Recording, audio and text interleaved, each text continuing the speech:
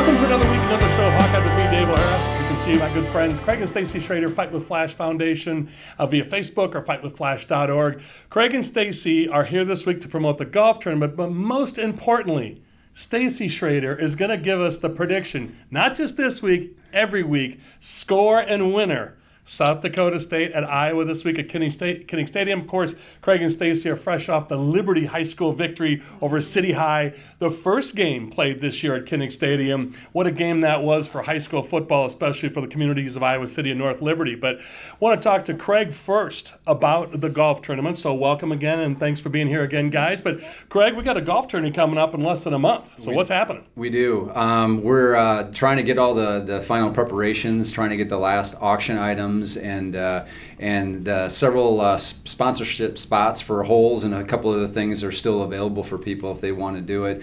But we're going to basically start having posts come out in a couple of weeks because of our online auction. We'll have everybody, even if you're not at the golf outing and if you cannot even come to it, you'll be able to connect via Facebook, and you'll be able to bid and win some cool auction item things. And that is one way that can definitely help us. Yeah. So. Well, and great success coming into all the years you've had this. So Friday, September 23rd, again, Facebook.com/FightWithFlash Foundation or FightWithFlash.org. So, Stacy, here we go. Send us off on a week of predictions. This is for the whole team here, you, me, and Craig. Okay. So we're riding and dying with you. Okay. So lay it on us. What do you got? I'm going with 22-13. Iowa Hawkeyes? Iowa Hawkeyes win. There it is right there for you. So go take the under, Stacy's saying, because the over-under, I think, is 44.5. So the Hawks and the under. And, boy, we're living with this. 22-13, Craig. You good? I'm a little nervous, but yes, at least Iowa's going to win, right? That's right. I like the way you're thinking, Stace. But again, all the wonderful items Craig and Stacy have talked about in the past with shirts, the earrings, everything on there. Stadium blankets we're going to need. I know it doesn't seem like in August we're going to need them, but we're going to need them upcoming this fall. We got all kinds of cool items as Craig and Stacy have talked about. So thank you again so much. You bet. Thanks, Thank Dave. you, Dave. You're welcome. Looking forward to seeing you next week. And again, 22-13, Hawkeye victory from Stacy Schroeder, Fight with Flash. There you go. Hey, we'll be back with more Hawkeye with James Vandenberg, former Hawkeye quarterback, and talk offense this week. We talked defense last week with James Morris, and we're going to talk with Howard Samek, the super fan. 50 years has been to home and away, or approaching 50 years on home and away for Hawkeye football games. So the superfan Howard Samek's going to join us, and we'll close out the show with Sean Bock from HawkeyeInsider.com or 24/7 Sports. So back with me, Dave O'Hara, and Hawkeye in just a few moments. Welcome back to Hawkeye with me, Dave O'Hara. There he is. I got to pause for a second. It's been some months as he's smiling with us there. Our buddy James Vandenberg, former Hawkeye quarterback, and now doing very well in the financial industry, working with RBC Wealth Management and also Corridor Investment Group in Cedar Rapids with another former Hawkeye great, Bill Happel. Got the quarterback in James Vandenberg and Bill Happel, the wide receivers. So James, as always, or I should say again, going into year 3, thanks for joining us. Great to see you. How are you? How are the wife and how are the kids doing? They're great, Dave. Year 3, I think I'm up for contract negotiations now on this show, right? Am I going to be a free agent after this year? I'm going to have you talk to our mutual friend Joe Mershman about that. That's out of my hands, James. But you're on the spot, my friend. QB1, you're in the helmet. You're talking to Brian Ferentz. Much has been made about the injuries for the Iowa Hawkeye wide receivers. As we record this show on Tuesday afternoon, August 30th, of course, it will air over the weekend, specifically Friday night, the night before the big game, 11 o'clock kick, Kinnick Stadium, FS1 television coverage against South Dakota State.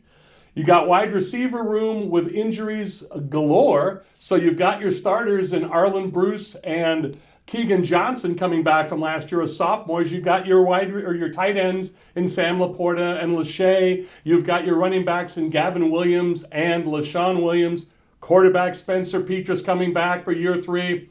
But James, what do you do if a wide receiver needs a break or gets an injury? Very depleted. Nico Reganey is out for the first couple games for certain, for the first 2, probably, or they're saying probably for the next 2 games. What are you doing as a quarterback? How are you planning? More out of the backfield passes? More to the tight ends? Because you don't want to wear out Johnson and Bruce. Where are you going, James? Yeah, I think in general, this is going to be handled from above Petras with the overall game plan. I mean, the lack of depth and injuries, they happen. You can't control it. I know they've been bringing a lot of guys through this spring and camp, so it'll be guys that have been getting reps. But yeah, it's thin. The good thing is we are the opposite of thin at tight end, and we've got a great backfield, and so it'll probably be more of just an overall game plan thing.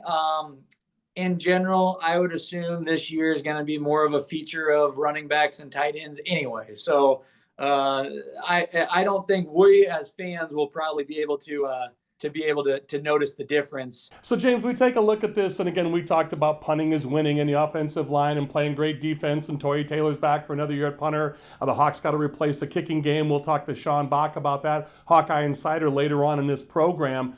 So let's do this. We've got our superfan Howard Samek coming up here in the next segment. You know him through our buddy Joe Mershman, as do I, and our mutual friend Joe Mershman, and great sponsor and advertiser on this program.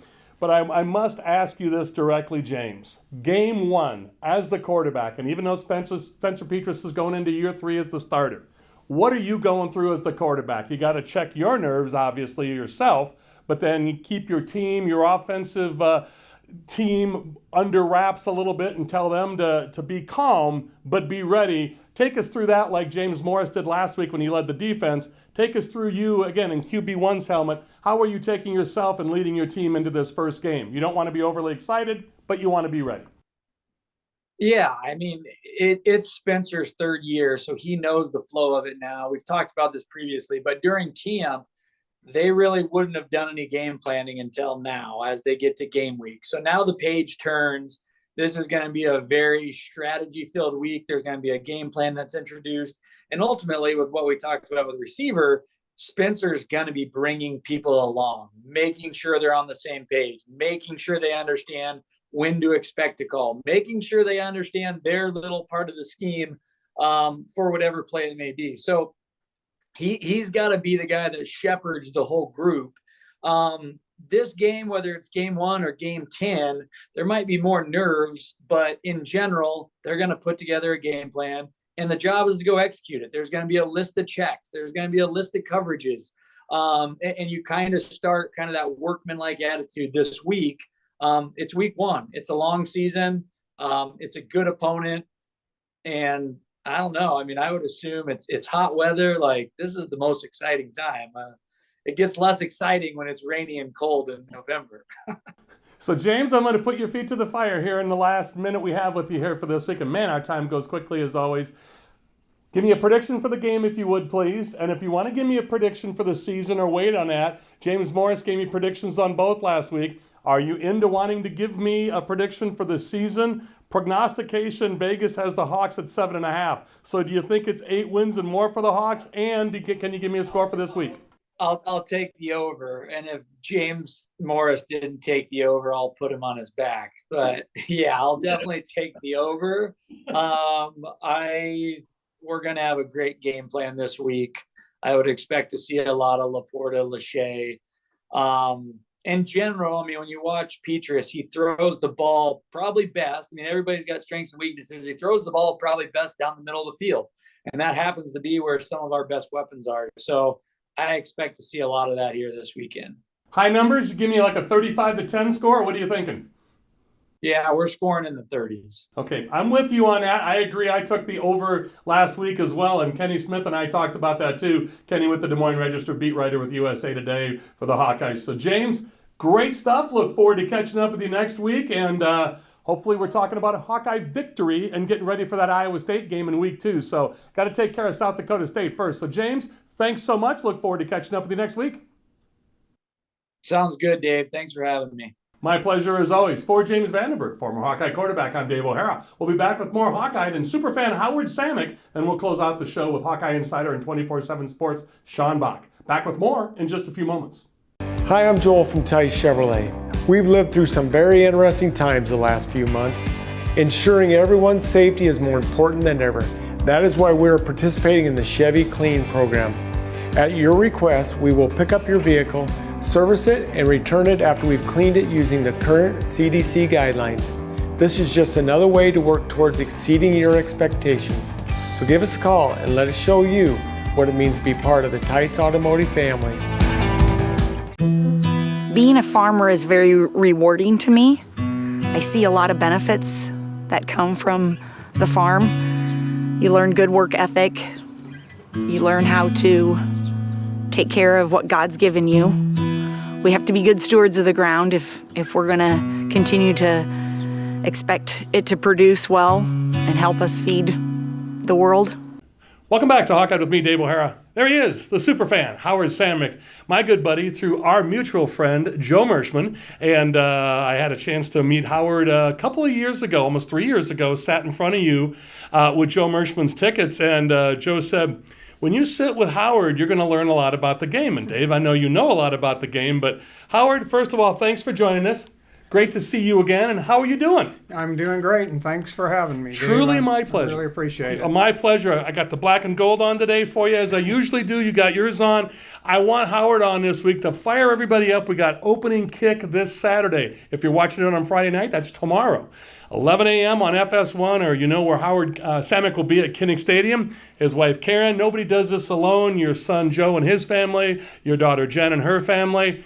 Is it true what Joe Mershman told me? Let's start here, Howard, that you told your kids, it's great that you're going to get married, but just don't get married on an autumn Saturday during Hawkeye football season. Is that true? I guess that's true, although I don't think I even needed to say it, really. My daughter got married on the beach in Mexico in January, walked her down the aisle barefoot. That was awesome. Now, my son, his wife, wanted to get married in the fall, and he told her, well, that's fine, but there's only one available Saturday, and of course that's the Iowa bye week, and so that's when they got married. It was an outdoor wedding in Ohio at the end of October. We were all worried about it going to be cold or rainy, and we bought a tent for the reception and propane heaters, had everything prepared. Turned out to be 78 degrees, just the most beautiful fall day you could ever have.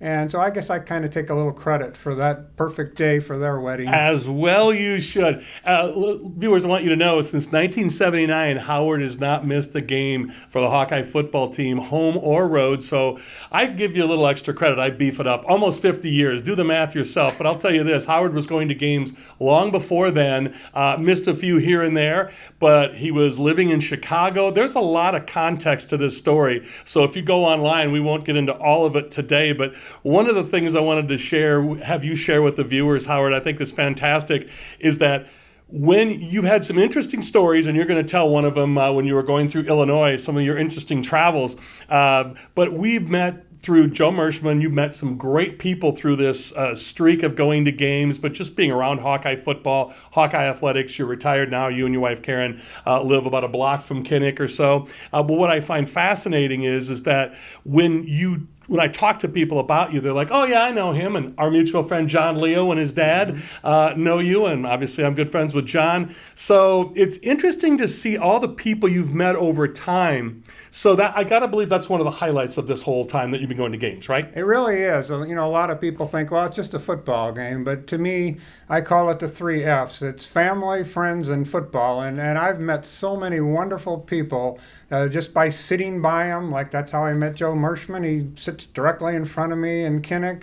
I've met the Leos on the road games, and it's really a lot more than just a football game. Every one of them says the same thing. And I love the fact, Howard, that when we talk about interesting people, but there's been some interesting travels. Let's highlight one story, and I kind of gave away the lead already. You were going through Illinois. I was going to ask you, what's the most trouble or interesting time you had getting to a game? That teased you up. That was it. Yeah, Iowa had a basketball game on Friday night, which we stayed for, so we got a late start heading to Illinois somewhere around 1 o'clock in the morning. What year is this, by the way? 2016. Okay.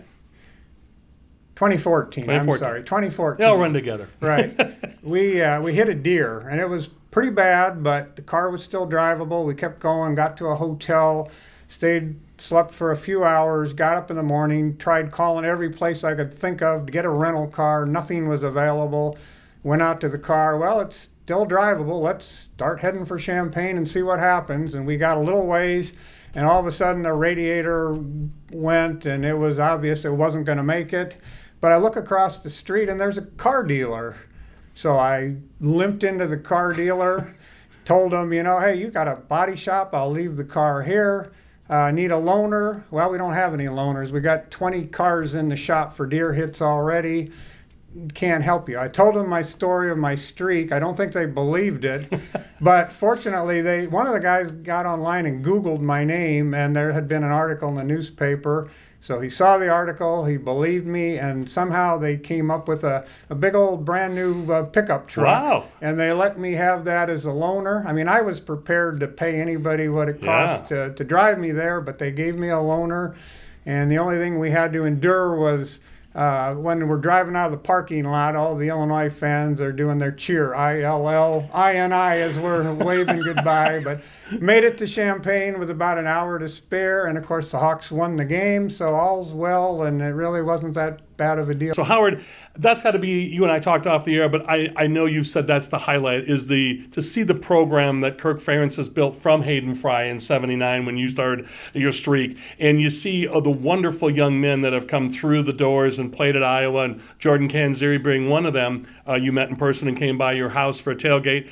But I presume that's the highlight for you going through this whole time, is not just the great football on the field, but the great young men on and off the field. Yeah, you're exactly right. I'm so proud of the way that our coach runs the program and develops the men, and you very rarely see former players get in trouble once they leave the program. I mean, there's always exceptions, but I would put our record up against anybody as far as how we develop young men.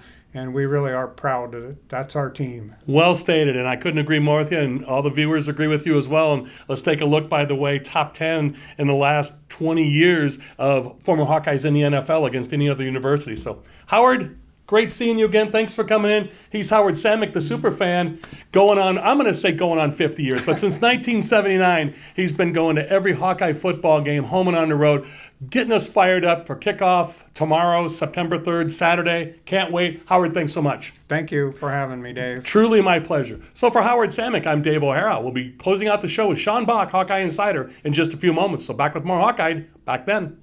Hi, I'm Joel from Tice Automotive Family. We're living through some of the most interesting and challenging times many of us have ever seen. Knowing who you can rely on is more important than ever. Many of us turn to our families to get us through, and the same holds true here. From our fair upfront pricing to exceptional service after the sale, we truly want to exceed your expectations. So give us a call or stop by and let us show you what it means to be part of the Tice Automotive family. As a farmer, there's a lot of things you can't control, but there is a way to give your soybeans an early advantage. Mershman Seeds soybean seed treatment featuring Turpidity ST. An independent analysis has proven faster and more even emergence every time. Just look at the Mershman difference. Give your crop the boost it needs for a uniform stand. For the best yields, grow with us. Mershman Seeds. Welcome back to Hawkeye with me, Dave O'Hara. There's our guy, Sean Bock, HawkeyeInsider.com, 24/7 Sports. Sean, how you doing? Good to see you again. Thanks for joining us. Yeah, thank you for having me, Dave. Always love coming on the show. Love having you here. What was it, last spring we had you on via Zoom? So good to have you in studio. We were talking basketball, football recruiting. Been a little bit going on in the offseason. Caden Proctor, a Hawkeye, but now we're going to talk games. No more recruiting for a while. We're going to get into the games.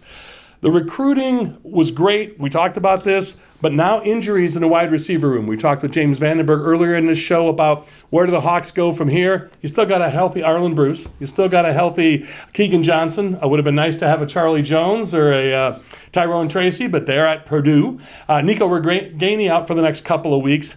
How do the Hawks look from the wide receiver standpoint? We talked with, again, James Vandenberg about you got Lachey and Laporta at tight end. You got the Williamses, Gavin and LaShawn at running back. Got a lot of linemen coming back. You got to replace Tyler Linderbaum.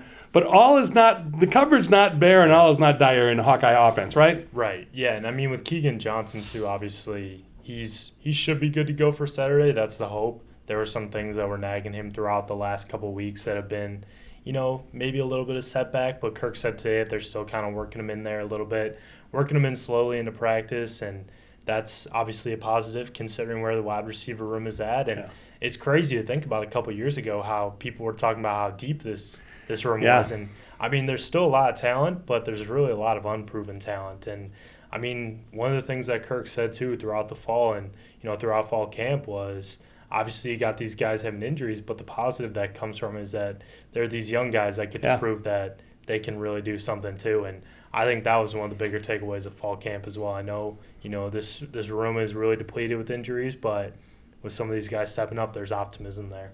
You think about this, and again, James Vandenberg highlighted this, a lot of young talent, as you said, unproven, great talent, but they don't play the game on paper. It's got to be delivered. And I think you did a fantastic job online, and Sean's information, of course, 24/7 Sports, HawkeyeInsider.com. You did a great job of breaking down this game. So what can us fans expect for the Hawkeyes going into this game? We've talked last week about the Hawkeye defense with James Morris, former Hawkeye linebacking great. Torrey Taylor's back punting. Looks like it's going to be Blom and Stevens with kicking, but you said it might be a rotation, but primarily it's Blom's job right now, place kicking, extra points, field goals, kickoffs, and then, of course, we got a lot coming back on the offensive side of the football, the Hawks do, as we talked about. So let you and I talk a little bit about South Dakota State, please. Yeah, I mean, they're a talented bunch. Obviously made the FCS semifinals last year, and it was a little bit of a crazy season for them because they played 25 games in the calendar year. I remember that, yeah.